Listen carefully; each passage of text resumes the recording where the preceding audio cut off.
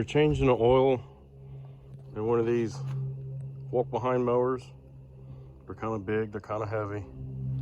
So trying to find a way to change the oil in it. There is a drain plug on the bottom. The first time what I had done is I put the rear wheels of this walk behind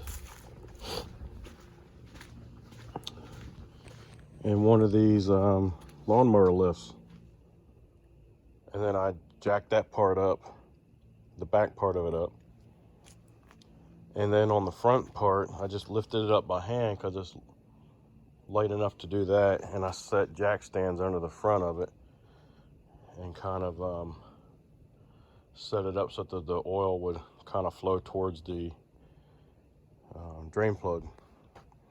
And then you got to lay on the ground and get up under it and try to get that plug out. And then it makes a mess because it actually gets onto the frame and then oozes everywhere. So it's kind of a pain. So that's what I did with the first one. I don't think I'm going to do that anymore. I got thinking about the new Briggs & Stratton mowers, and I guess they consider them throwaways, the push mowers that you would get at like Walmart or somewhere like that. And it tells you right in the book there is no drain plug for the bottom of it, and it tells you right in the book to tilt it on its side and drain it out of the fill tube. So you would add oil here and you would remove the oil here. So all I did was start it up, let it get warm, let it slosh that oil all around and get all the contaminants suspended in the oil. And then I shut it down, and I tilted it on its side, and just using an old coffee can, I caught it. And once you get it on its side, you have to tilt it over a little bit, and I'll show you exactly what I did on the last one. But once you get to that point, you can actually set the coffee can on the ground and just finish tipping it over, and the handlebars will hold it there for you. So once you get it tipped over far enough, the handlebars will actually be on the ground, and it'll finish draining that way.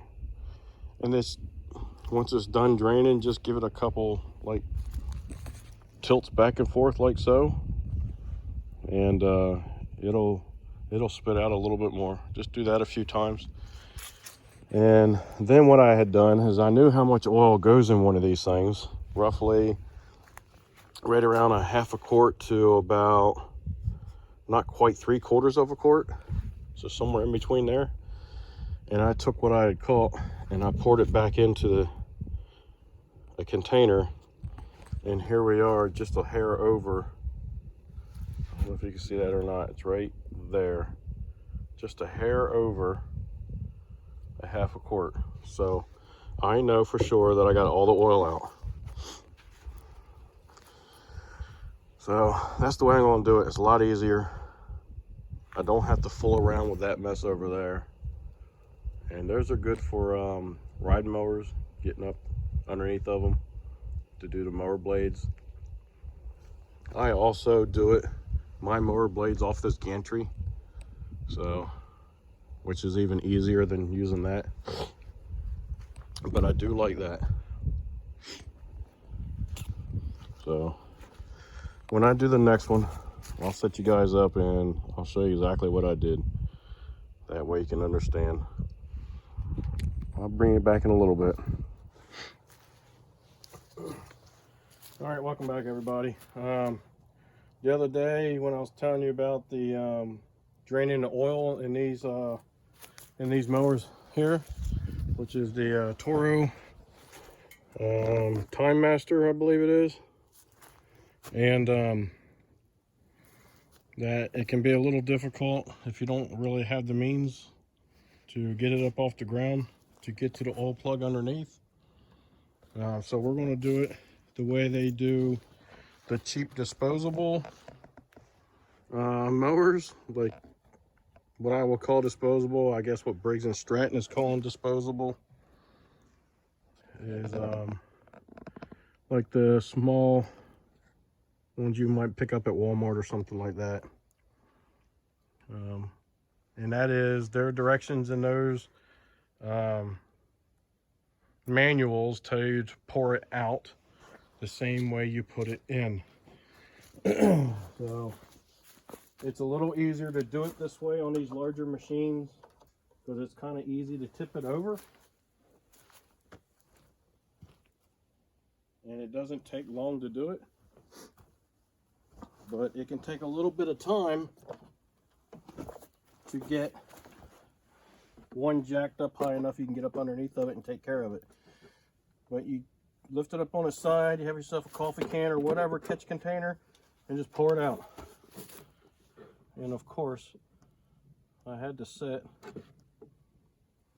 the camera stand right in the way.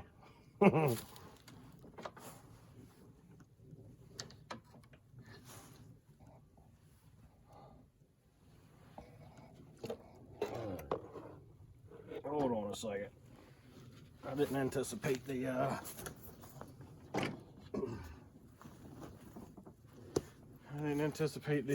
handle reaching out so far, but you can still see that there.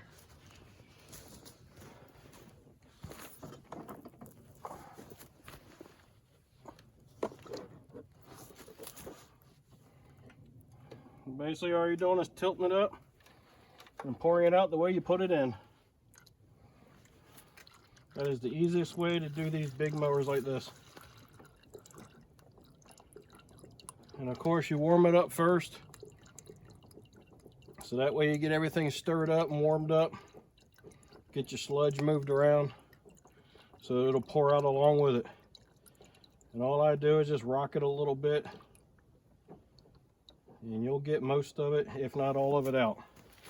I think I showed you in one of my last videos that when I poured it back into the container, I got out the right amount. So this works, and it works fine. It's what Briggs & Stratton wants you to do on some of their newer mowers that don't even have a drain plug on the bottom of it at all. So you have no choice but to do it this way.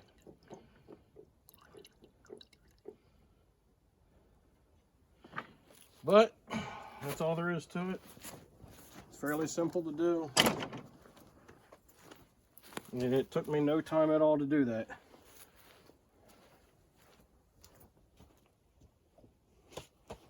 So if the manufacturer tells you to do it that way, it's really not wrong to do it that way. I know we're all used to pulling a drain plug on the bottom of it, but trying to get one of these things up off the ground so you could do that can be a pain. And it's not worth the time it takes to get this thing up off the ground. They're a little heavy. All right. Just thought I'd show you that little tidbit on how I do it. It may help you out, may make things a little easier for you, or you may have your own way of doing it. If so, share those comments. Give me a thumbs up. And subscribe. Be kind and help people when you can.